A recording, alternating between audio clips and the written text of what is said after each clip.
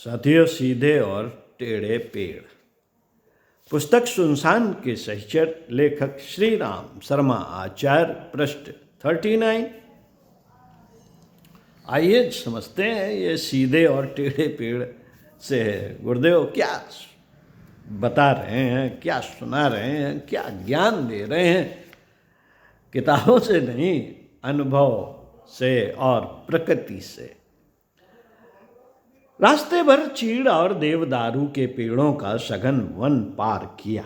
रास्ते भर यह पेड़ कितने सीधे और ऊंचाई तक बढ़ते चले गए हैं। उन्हें देखकर प्रसन्नता होती। कई पेड़ 50 फुट तक ऊंचे होंगे। सीधे ऐसे चले गए मानो ढाल पर लट्ठे गाड़ दिए हैं। मोटाई और मजबूती भी काफी है।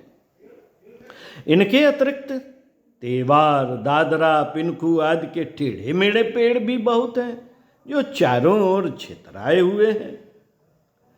इनकी बहुत डालियां फूटती हैं और सभी पतली रहती हैं। इनमें से कुछ को छोड़कर शेष ईंधन के काम आते हैं। ठेकेदार लोग इन्हें जलाकर कोयला भी बना ले जाते हैं। यह पेड़ जगह तो बहुत घेरते हैं, पर उपयोग इनका साधारण होता है।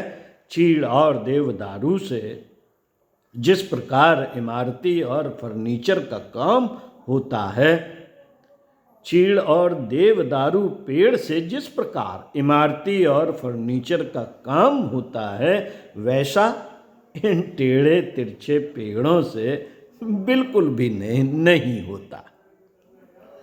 इसलिए इनकी कोई पूछ भी नहीं करता।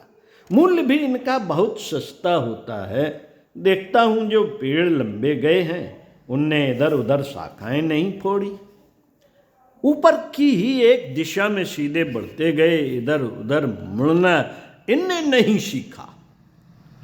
शक्ति को एक ही दिशा में लगाए रहने से ऊंचे उठते रहना स्वाभाविक भी है। चीड़ और देवदारू के पेड़ों ने यही नीति अपनाई है। वे अपनी इस नीति की सफलता की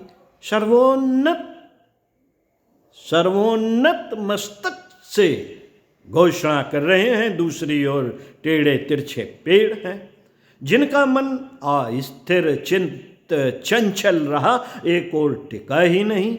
विभिन्न दिशाओं का स्वाद चिखना चाहा और यह देखना चाहा कि देखें किस दिशा में ज्यादा मजा है, किधर जल्दी सफलता मिलती है। इस चंचलता में उन्होंने अनेक दिशाओं में अपने को बांटा, अनेक शाखाएं फोड़ी। छोटी छोटी टहनियों से उनका कलेवर फूल गया। वे प्रसन्न भी हुए कि हमारी शाखाएं हैं, इतना फुलाव है। दिन बीत गए। बेचारी जड़ें सब शाखाओं को खूब विकसित होने के लायक रस कहां से जुटा पाती। प्रगति रुक गई। टहनियां छोटी और दुबली रह गई।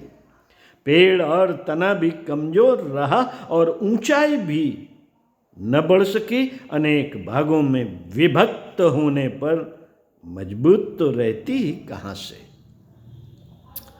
मजबूत कहाँ से रहती साथियों।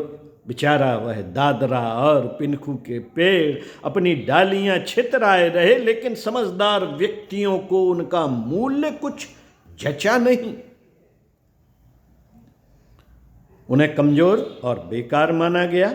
अनेक दिशाओं में फैलकर जल्दी से किसी न किसी दिशा में सफलता प्राप्त करने की उतावली में अंततः कुछ बुद्धिमत्ता साबित न हुई। देवदारू का एक निष्ठ पेड़ मन ही मन इन टेढ़े तिरछे पेड़ों की चाल चपलता पर मुस्कुराता हो तो आश्चर्य क्या हमारी वह चंचलता, जिसके कारण एक लक्ष्य पर चीड़ की तरह सीधा बढ़ सकना संभव न हो सका। यदि विज्ञ व्यक्तियों की दृष्टि में हमारे ओछे रह जाने का कारण जचता हो तो इसमें अनुचित ही क्या। साथियों, समझ तो गए ही होंगे कि परम पूज्य गुरुदेव इस सीधे और टेढ़े पेड़ से हमें क्या सिखा रहे। हमारा लक्ष्य निश्चित हो और उसी पर हम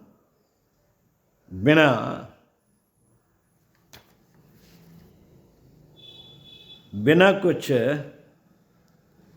दाएं बाएं का विचार किए लक्ष्य की तरफ बढ़ते रहें। अर्जुन की तरह तो हम आँख की मछली की आँख को भेद सकते हैं। ओम शांति। मिलते हैं इसी पुस्तक के अगले भाग में, पत्तीदार साल। ओम शांति।